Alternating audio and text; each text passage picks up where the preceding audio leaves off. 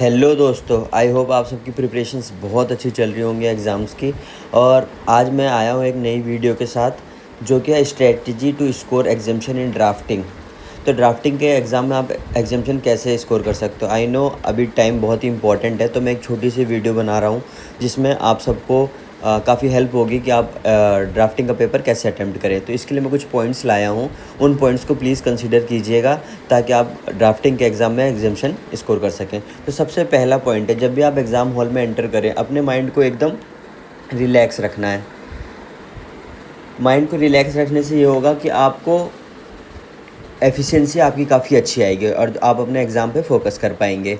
तो आपको अपने माइंड को बिल्कुल रिलैक्स रखना है, कोई भी टेंशन नहीं लेनी है, बस आपने प्रिपरेशन अच्छी की है ये सोच के आपको एग्ज़ाम हॉल में एंटर करना है। सेकंड इम्पॉर्टेंट पॉइंट ये है कि आपको 15 मिनट्स बहुत ही अच्छे से यूटिलाइज़ करना है। मतलब जो 15 मिनट्स आपको एग्ज़ाम के पहले मिलेंगे क्वेश्चन पेपर रीड करने के लिए, उनमें आपको कुछ बातों का ध्यान रखना है। जैसे कि सबसे पहले कौन से क्वेश्चंस को पहले अटैम्प्ट करना है, उन चीज़ों को हमेशा ध्यान रखना है। मतलब कौन सा क्वेश्चन पहले अटैम्प्ट करना है, कौन सा क्वेश्चन बाद में अटैम्प्ट करना है, ये आपको उसी टाइम पे डिसाइड कर लेना है। ऐसा नहीं है कि आप एक क्वेश्चन पढ़ रहे हैं तो आप सिर्फ उसी को पढ़ रहे हैं पूरे 15 मिनट के लिए। आपको पूरा पेपर को गो थ्रू करना है एंड आपको ये डिसाइड करना है कि कौन से क्वेश्चन को अटैम्प्ट करना है। प्लस इसमें एक चीज़ इंपॉर्टेंट ये है कि जो ऑप्शन वाले आते हैं जैसे क्वेश्चन नंबर 2 और 2A, उनमें से आपको कौन सा अटैम्प्ट करना है। उसके लिए आप क्या करेंगे, आप ये देखेंगे कि उनमें जितने भी पार्ट्स हैं उनमें से आप कौन से ज़्यादा पार्ट्स अच्छे से आते हैं, तो उस हिसाब से आप अपना ऑप्शन वाला क्वेश्चन को डिसाइड करेंगे। एंड सेकंड थिंग, कौन सा क्वेश्चन पहले करना है और कौन सा क्वेश्चन बाद में करना है, ये आपको ध्यान रखना उन 15 मिनट्स में। तीसरा जो सबसे बड़ा मिथ रहता है स्टूडेंट्स का कि और डाउट रहता है उनको कि ड्राफ्ट पहले करना है या मतलब ड्राफ्ट करें या थ्योरी करें। तो मैं अपने पर्सनल एक्सपीरियंस से आपको बता दूं कि ड्राफ्ट और थ्योरी में से आपको अगर ड्राफ्ट में आपकी ग्रिप अच्छी है तो आपको डेफिनेटली ड्राफ्ट के लिए ही जाना चाहिए, क्योंकि ड्राफ्ट में मार्क्स कटने की जो स्कोप होता है वो बहुत ही कम होता है। तो ड्राफ्ट आप करके बहुत अच्छा स्कोर कर सकते हैं। प्लस ड्राफ्ट इतना टाइम कंज्यूमिंग भी नहीं होता। अगर आपकी ग्रिप फॉर्मेट पे काफ़ी अच्छी है तो आपको डेफिनेटली ड्राफ्ट के लिए ही जाना चाहिए। ड्राफ्ट काफ़ी स्कोरिंग होता है, ट्रस्ट मी गाइस। थ्योरी के कंपैरिजन में ड्राफ्ट बहुत ही इजी रहता है। एंड ड्राफ्टिंग के पेपर में एक जो मैंने पैटर्न देखा है ICSI का, वो हमेशा डिफरेंस बिटवीन वाला क्वेश्चन पूछते हैं।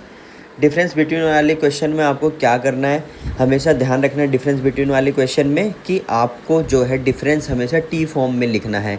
टी फॉर्म मतलब बॉक्स बना के। अगर बॉक्स बनाना पॉसिबल नहीं है तो आप बीच में एक लाइन डालिए, बीच में लाइन डाल के आप दोनों जिस चीज़ के बीच में डिफरेंस पूछा गया है उसको उस तरीके से लिखिए। क्योंकि अगर आप सिर्फ पेज के फॉर्म में लिखते हैं तो उसमें आपको ज़्यादा मार्क्स नहीं मिलेंगे। अगर आप टी फॉर्म में लिखते हैं तो वो आपका एक राइटिंग पैटर्न अच्छा माना जाएगा और आपको मार्क्स भी अच्छे दिए जाएंगे। तो हमेशा आपको डिफरेंस जो भी है वो टी फॉर्म में लिखना है अगर पॉसिबल है तो आपके लिए। फिफ्थ पॉइंट है आपको कि स्टक नहीं होना है।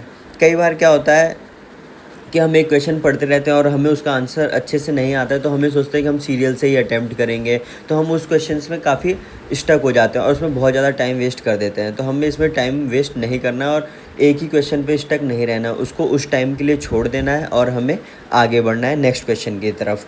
सिक्स्थ है आपका टाइम मैनेजमेंट।